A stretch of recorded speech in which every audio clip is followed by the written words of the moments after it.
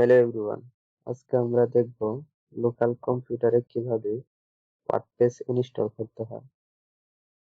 এর সুবিধা হলো ডোমেইন হোস্টিং পারচেজ ছাড়াই এবং কি ইন্টারনেট কানেকশন না থাকলেও আপনি ওয়ার্ডপ্রেস ইনস্টল করতে পারবেন এবং ওয়েবসাইট ডেভেলপমেন্ট করতে পারবেন।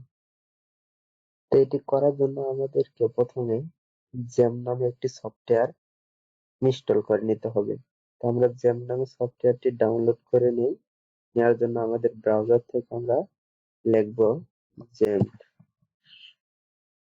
তো xampp লেখার পরে আমরা একটি ওয়েবসাইট দেখতে পাবো এখানে apachepaints.org। এই ওয়েবসাইটে আমরা চলে যাব। তো এখানে আসার পরে আমরা এখানে দেখতে পাবো উইন্ডোজ, লিনাক্স, ওএস জেড এগুলোর জন্য এই ওয়েবসাইটটি দেওয়া আছে, সফটওয়্যারটি আছে। তো আমরা এখান থেকে আমরা যে উইন্ডোজ এর জন্য ডাউনলোড করে নেব। ডাউনলোড বাটনে আমি ক্লিক করে সফটওয়্যারটি ডাউনলোড করে নিলাম। সফটওয়্যারটি ডাউনলোড হচ্ছে।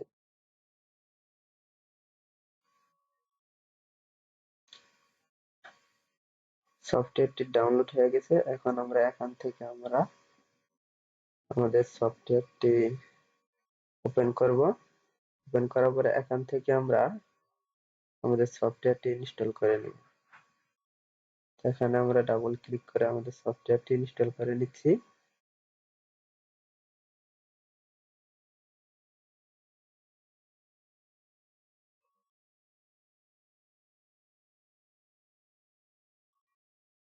সফটওয়্যারটি ইনস্টল বাটনে ক্লিক করার পরে এরকম একটি অপশন আসবে। এখান থেকে আমরা নেক্সট ক্লিক করব, আবার next, next, next, next, next. সফটওয়্যারটি ইনস্টল হচ্ছে।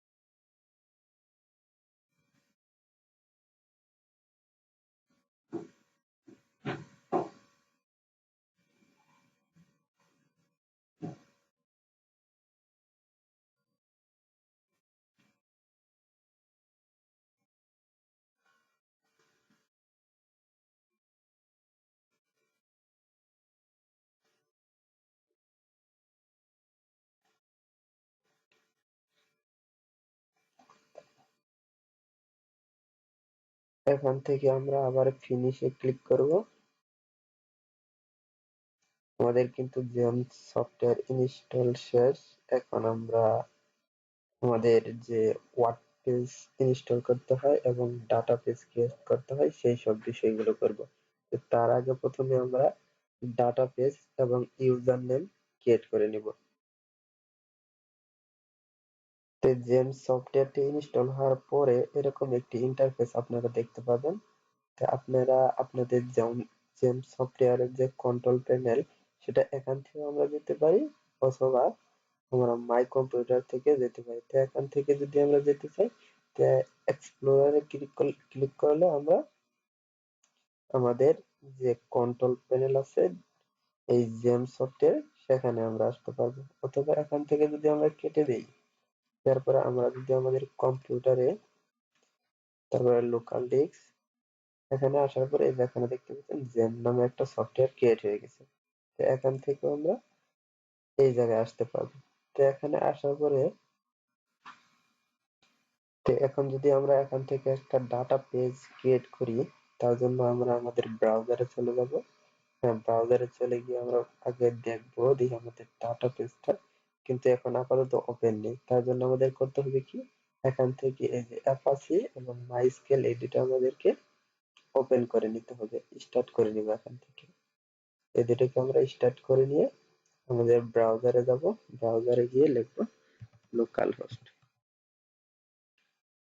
এন্টার দেওয়ার পর আমরা এরকম একটি ইন্টারফেস এখানে পাবো। তো আমরা এখান থেকে এই যে পিএইচপি মাই অ্যাডমিন এখানে ক্লিক করব। পিএইচপি মাই অ্যাডমিনে ক্লিক করার পরে আমরা আমাদের যে ডাটা পেজ সেগুলো ক্রিয়েট করব এবং ইউজার নেম ক্রিয়েট করে নেব। তো এখান থেকে দেখতে পাচ্ছেন এই যে ডাটা পেজ, এখানে ক্লিক করব। ডাটা পেজে ক্লিক করার পরে এখান থেকে ডাটা পেজ নেম দিব। তা আমি একটা নাম দিয়ে নিচ্ছি। তো এখানে আমরা কোনো স্পেস দিতে পারবো না।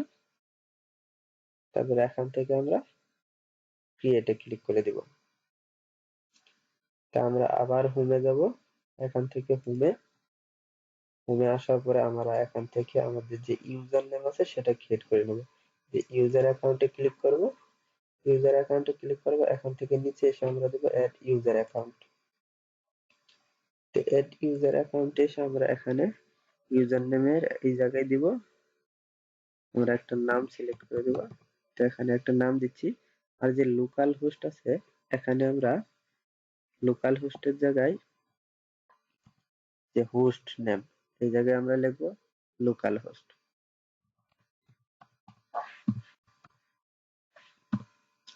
আর এই জায়গায় পাসওয়ার্ডের জায়গায় আমরা যে কোনো একটি পাসওয়ার্ড দিয়ে নিব। তো আমাদেরকে সাজেস্ট করতেছে, তা আমরা এখানে একটি পাসওয়ার্ড ব্যবহার করি। আমি একটি পাসওয়ার্ড দিয়ে নিলাম। তা আমাদের কিন্তু এই ইউজার নেম এবং পাসওয়ার্ডটা মনে রাখতে হবে, কারণ কিছুক্ষণ পরে আমরা যখন আমাদের ওয়ার্ডপ্রেস ইনস্টল করতে যাব সেই সময় কিন্তু আমাদের এইসব প্রয়োজন পড়বে। তো তারপরে আমরা এখান থেকে নিচে আসবো, নিচে আসার পরে গ্লোবাল এখান থেকে চেক অলে ক্লিক করে দিব। চেক অলে ক্লিক করে দেওয়ার পরে এখান থেকে নিচে এসে আমরা এখন গোতে ক্লিক করে নিব। তা আমাদের অ্যাকাউন্ট ক্রিয়েট করা হয়ে গেছে, ইউজার অ্যাকাউন্ট। তা আমরা এখন আমাদের আবার হোমে যাব। আমরা কিন্তু এখন আমাদের জেম ইনস্টল এবং database create, user account create সবকিছু কমপ্লিট করে ফেলেছি। এখন আমরা ওয়ার্ডপ্রেস সফটওয়্যারকে ডাউনলোড করব। ওয়ার্ডপ্রেস সফটওয়্যার ডাউনলোড করার জন্য আমরা নিউ ট্যাবে চলে যাব, তারপরে এখানে লিখব ওয়ার্ডপ্রেস ডট ওআরজি। তো এখানে এন্টার দিব, দেওয়ার পরে আমরা ওয়ার্ডপ্রেস ডট ওআরজি এই সফটওয়্যার থেকে এখানে গেট স্টার্টে ক্লিক করে নিব। তারপরে এখান থেকে আমরা ডাউনলোড, আমাদের ওয়ার্ডপ্রেস সফটওয়্যারটি ডাউনলোড হচ্ছে।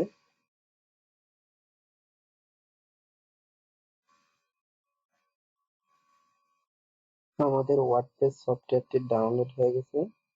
এখন আমরা এটাকে ওপেন করব। ওপেন করার পরে এখান থেকে আমরা এটাকে আনজিপ করে নিব।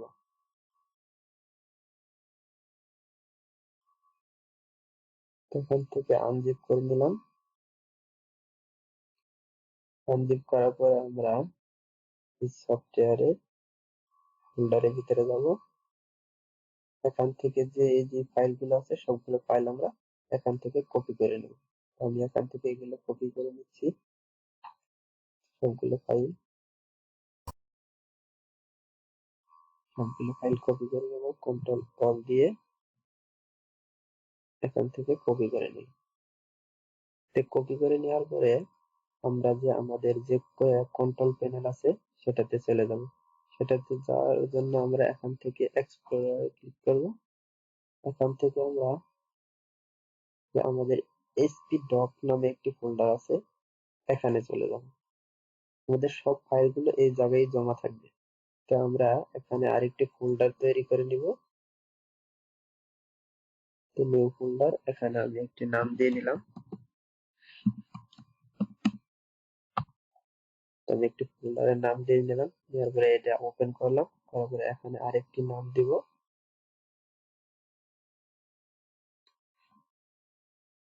এখানে আমরা আরেকটি নাম দিয়ে নিলাম, তারপরে এটা ওপেন করে আমাদের সমস্ত ফাইলকে আমরা এখানে পেস্ট করে দিব। তো এখানে এগুলো এই জায়গায় পেস্ট করার পরে আমরা আবার আমাদের ব্রাউজারে চলে যাব। আমাদের ব্রাউজারে গিয়ে আমরা আবার আরেকটা নিউ ট্যাবে লিখব লোকাল হোস্ট। লোকাল হোস্ট লিখে এন্টার দেওয়ার পরে এরকম একটি ইন্টারফেস পাবো। তো আমরা এখান থেকে ড্যাশবোর্ডটা কেটে দিয়ে আমাদের যে তো এখান থেকে আমাদের ইউজার নেম এবং পাসওয়ার্ড দিয়ে আমরা লগইন করব। কিন্তু আমাদের ইউজার নেম দেখে আসি এবং পাসওয়ার্ড দিয়ে দিচ্ছি। অবশ্যই মনে আছে এখানে কিন্তু এই যে এইচটি ডক এর ভিতরে আমরা কিন্তু একটা ফোল্ডার তৈরি করেছি। এই ফোল্ডার নামটাই আমরা এখানে দিব। এখন আমরা ফোল্ডার নামটা দিয়ে নিব। ফোল্ডার নামটা দিয়ে আমরা এখানে এন্টার দিব। দেওয়ার পরে আমরা যে ফাইলটা তৈরি করেছি সেই ফাইলটা এখানে দেখতে পাবো। আমরা এখানে যেগুলো ফাইল তৈরি করবো সেই ফাইলগুলো এই জায়গায় দেখতে পাবো। তো আমরা তার ভিতরে কিন্তু আরেকটা ফাইল তৈরি করেছিলাম এরকম, যে সেই ফাইলটা এখানে যদি আমরা ক্লিক করি আমাদের ওয়ার্ডপ্রেস কিন্তু ইনস্টলের কাজ চলবে। তো এখান থেকে আমরা আমাদের ফাইলে ক্লিক করে দিলাম। তো দেওয়ার পরে এরকম একটি ওয়ার্ডপ্রেস ইনস্টলের একটি প্রসেস আসবে। এখান থেকে আমাদের ল্যাঙ্গুয়েজ সিলেক্ট করতে বলবে। তো আমরা এখান থেকে বাই ডিফল্ট ইংলিশ সিলেক্ট করা আছে, তো আমরা ইংলিশ রেখে দেই। তো দিয়ে আমরা এখান থেকে কন্টিনিউ দিব। তো দেওয়ার পরে এখান থেকে আমাদেরকে ডাটাবেস এবং ইউজার দিয়ে আমাদেরকে লগ ইন করে নিতে হবে। এখান থেকে লেটস গো, আমরা ডাটাবেস এবং ইউজার নেম দিয়ে আমরা লগ ইন করবো এখন। তো এখন আমরা এখানে আমাদের ডাটাবেস নাম দিব। আমাদের ডাটাবেস নাম ছিল, এটা আমাদের ইউজার নেম ছিল এটা, আর আমাদের পাসওয়ার্ড ছিল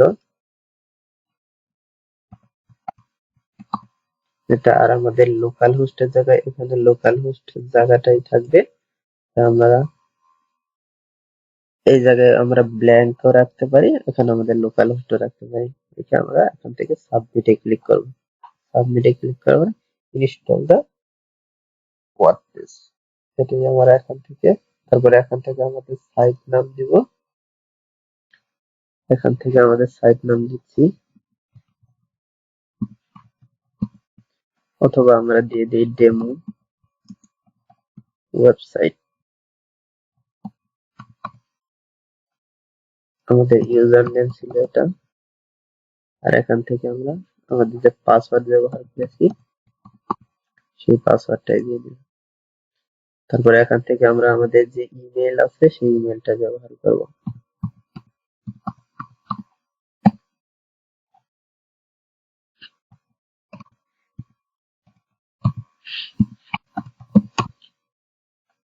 ইমেল দিয়ে নিলাম। তারপরে এখান থেকে আমরা এটাকে টিক মার্ক দিয়ে, তো এখান থেকে আমাদের এটা টিক মার্ক দিয়ে আমরা এখান থেকে ইনস্টল ওয়ার্ডপ্রেস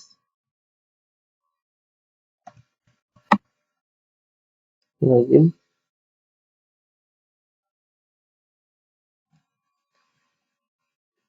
এখন আমাদের পাসওয়ার্ড এবং ইউজার নেম দিয়ে আমরা লগইন করব। তো আমাদের এখানে ইউজার নেম দিয়ে নিচ্ছি, আর এই জায়গায় আমরা আমাদের পাসওয়ার্ডটা দিয়ে দিচ্ছি। তো দিয়ে আমরা লগইনে ক্লিক করলাম।